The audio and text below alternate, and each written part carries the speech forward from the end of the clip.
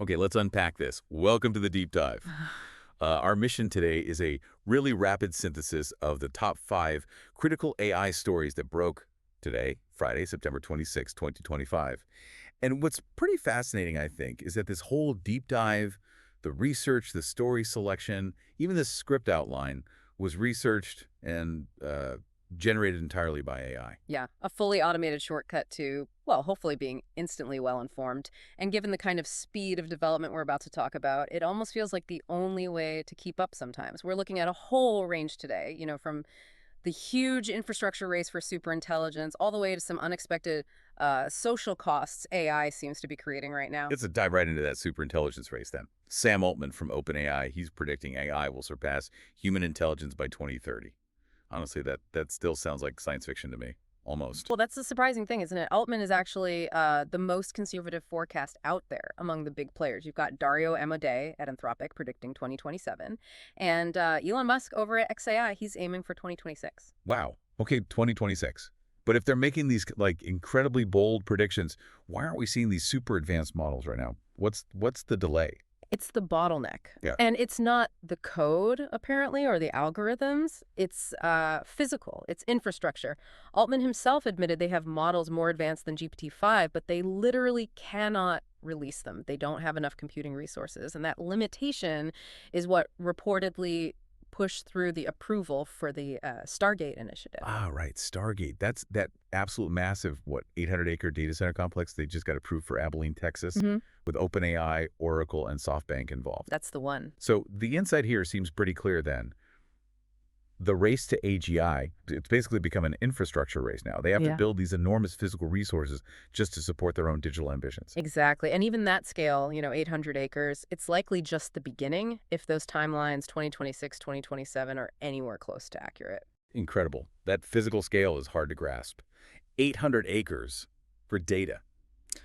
Okay, speaking of computational demands of maybe shifting to the user end, let's look at entertainment. Right. YouTube Music is getting into the personalization game more deeply. They're testing out AI hosts or AI DJs through this new thing called YouTube Labs. And these AI hosts, they give you personalized stories, bits of trivia, commentary about the music you're actually listening to. Okay, so that sounds very much like Spotify's AI DJ, or building on that idea anyway. It's similar. And it's just a test for now, limited rollout. Yeah, currently just for a select group of U.S. premium members. But it definitely shows that this kind of automated, personalized curation and commentary, it's becoming standard fare in the streaming world. Right. Okay, so from personalized algorithms, let's pivot to something with maybe more direct impact. Jobs. The translation industry seems to be feeling some significant pressure. Yes, the sources point to that quite strongly.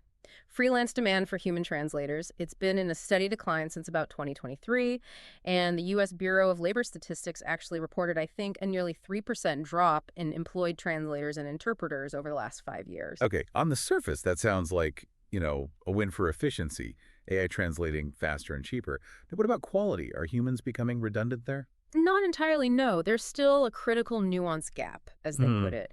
AI is great for volume, sure, but human translators are still absolutely essential in regulated fields. Think legal documents, medical information. AI just misses too much cultural context, subtle meaning. There was actually a pretty funny or maybe bizarre anecdote cited about a game translation where the AI just inexplicably shifted the dialogue into Shakespearean English halfway through the game. Seriously? Shakespearean? Yeah. So AI gives you volume, maybe speed, but humans are still needed for that deep context and, well, avoiding sudden bard speak. Okay, that makes sense. That lack of real substance, even if it looks polished, brings us neatly to the next point. This idea of work slop. Ah, yes, work slop. It's a great term. It describes that AI-generated content, reports, presentations, that looks really slick, really polished, but is basically devoid of meaningful substance. Looks good, says nothing. And here's the kicker, the financial irony. Companies are pouring billions into AI hoping for efficiency gains, right? But employees are apparently spending nearly 2 hours dealing with each instance of this work slop, trying to understand it, fix it, or just figure out what it's actually saying.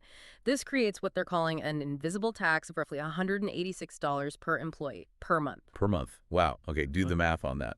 For a company with, say, 10,000 employees, that's over $9 million a year. Gone. Exactly. Lost productivity just managing the digital chaff. So the analysis suggests that despite these huge investments in AI, companies aren't really seeing the expected financial returns yet, partly because this inefficiency, this work slop, is eating away at any time saved. Yeah. There was an MIT study mentioned, too, backing this up. Precisely. It's a significant, if hidden, cost.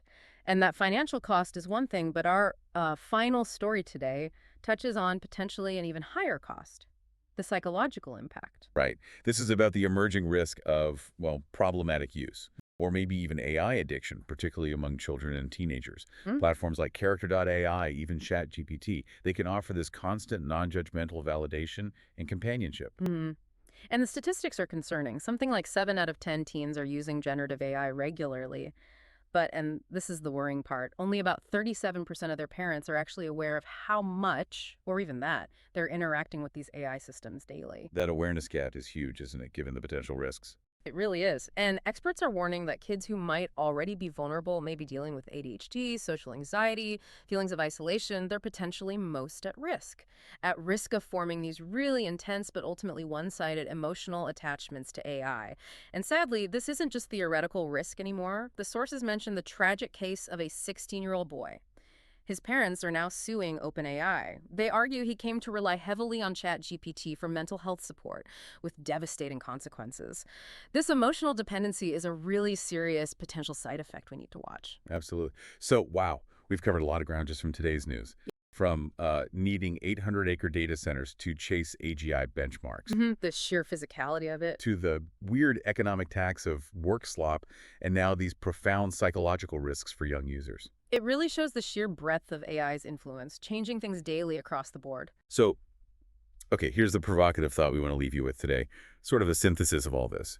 If we're building these multi-billion-dollar data centers, racing towards maybe human-level AI by 2026 or 2027, but right now, its current applications are creating things like a $9 million annual work slop tax per company and fostering potentially harmful emotional dependency in vulnerable users.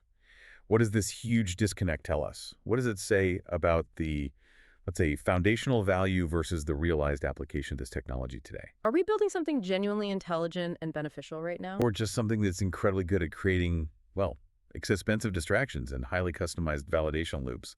Definitely something to think about.